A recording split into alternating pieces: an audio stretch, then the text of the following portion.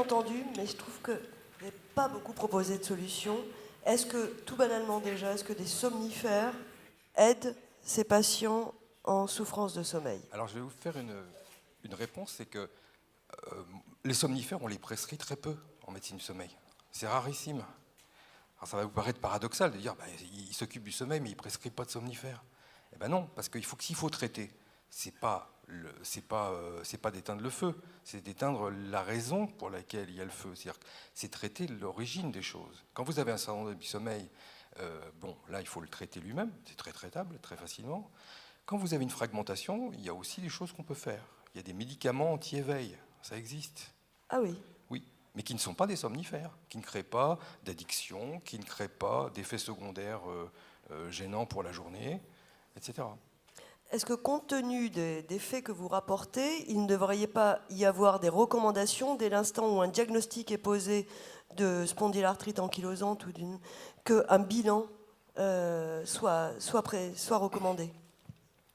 Est-ce qu'il ne faudrait pas que vous... Moi, je ne sais pas. Un tiers, c'est énorme quand même. Je ne suis pas rhumatologue et je ne peux pas me permettre je ne peux que donner des conseils. Mais effectivement, moi je crois, on va se diriger vers ça parce que je vois les discussions que nous avons avec Gilles Hayem, c'est qu'effectivement, dès le départ, on ait un petit peu ce type d'enquête et éventuellement même après dans le suivi, parce que par définition, ce sont des maladies chroniques. Donc vous pouvez très bien, lors de votre diagnostic, ne pas avoir de problème de sommeil, mais ça peut survenir après, d'autant plus qu'on sait que notre population vieillit et que les troubles du sommeil se majorent avec l'âge. Hein, il y a par exemple un questionnaire qui s'appelle le Stop Bang, c'est pour savoir si vous avez des apnées. Bon, moi je fais passer ce questionnaire aux gens et je leur dis, écoutez, si vous êtes un homme et vous avez plus de 50 ans, vous avez 2 points. Et par contre, à 3, c'est déjà catastrophique. Enfin, vous êtes déjà entré dans le risque. Donc, vous voyez, c'est vite fait.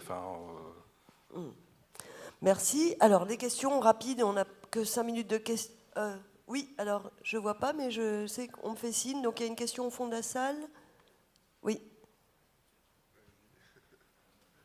Est-ce qu'il y a des liens entre la qualité de sommeil et l'activité physique? Est-ce qu'il y a des études cliniques qui montrent ça? Tout à fait. Alors là, moi, je suis archi pour. Alors, il y a des règles sur l'hygiène du sommeil qui fait que, par exemple, si on fait 2 heures de course à pied juste avant de se coucher, c'est très mauvais pour le sommeil parce que c'est très éveillant. Il faut ménager au moins un espace de 2 heures d'activité relaxante entre la fin de l'activité physique et le début, l'heure du coucher. Mais en dehors de ça, au contraire, les gens sont très améliorés, on a un sommeil très amélioré avec de l'activité physique régulière. Et c'est ce que moi, je le conseille aux gens, bien sûr. Ça fait partie. Là, j'étais très heureux de voir qu'enfin, on était pour faire de l'activité physique. C'est à la fois bon pour le sommeil et j'imagine, plus modestement, que ça va être aussi bien pour l'inflammation. Vous avez montré 2 patients, Madame E et Monsieur B, ou l'inverse. Oui. Qu'est-ce qui différenciait ces 2 patients? Enfin, on a bien compris sur le sommeil, l'un était pourri, l'autre était bon. Oui. Qu'est-ce qui différenciait ces 2 patients? Après, je dirais la porte d'entrée, c'est aussi la plainte que les gens ont. Et le tableau clinique, je parlais. Est-ce qu'ils avaient des tableaux cliniques similaires? Le premier est un homme, un ronfleur. Le deuxième est une dame qui simplement dort mal. Et d'un point de vue clinique, est-ce que ces 2 patients étaient similaires? C'est ça que je voulais demander. Non. Ils étaient aussi douloureux l'un que l'autre? Oui, alors ça, exactement, je ne peux pas vous dire, mais oui, les patients sont pris en charge. De toute façon, ils ont souvent une biothérapie, ils ont souvent... voilà. Mais c'est en fonction de leur plainte, parce que après... Oui, non, mais ce que vous disiez, que la douleur n'est pas seule responsable. Voilà, c'est ce que j'ai entendu dans ce que vous avez dit, c'est-à-dire que la douleur n'est pas l'élément qui... C'est pas forcément l'élément central et classique. Il y a des patients qui se plaignent de douleurs réveillantes, mais à la limite, ils peuvent avoir un sommeil fragmenté sans avoir de raison organique d'avoir un sommeil fragmenté. Et là, effectivement, puis ils le disent, les gens savent quand même quand ils se réveillent avec de la douleur.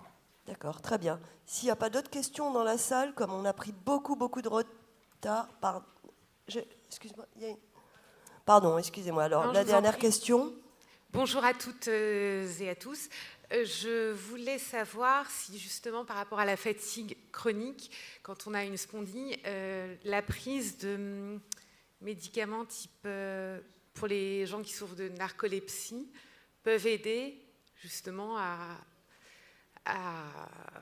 retravailler quand on est trop fatigué, etc. Alors, je vous arrête tout de suite. Les médicaments réservés à la narcolepsie, c'est le modafinil, le modiodal. Rappelez-nous ce qu'est la narcolepsie. La narcolepsie, c'est une maladie du sommeil qui fait que les gens sont très somnolents dans la journée. D'accord. Mais ils ont d'autres signes, ils peuvent avoir des hallucinations, des paralysies du sommeil, des cataplexies. Les médicaments sont maintenant, c'est très très contrôlé parce que ça a été considéré comme une drogue récréative ou comme un dopage. C'est un médicament éveillant, initialement mis au point par l'armée française pour les soldats en cas d'attaque. Donc vous voyez, c'est un peu un contexte spécial. Ça marche bien dans la narcolepsie, mais c'est uniquement réservé à la narcolepsie. Maintenant, quand on est fatigué dans la journée, il y a quand même des liens à l'inflammation et donc bien souvent, moi j'ai des patients, on leur traite, on améliore les choses, mais si les gens sont moins somnolents, grâce au traitement qui améliore le sommeil, ils restent fatigués. Parce que la fatigue et la somnolence, ce sont des choses différentes. Très bien. Merci infiniment, on vous applaudit et on vous remercie. Voilà, on vous interpellera.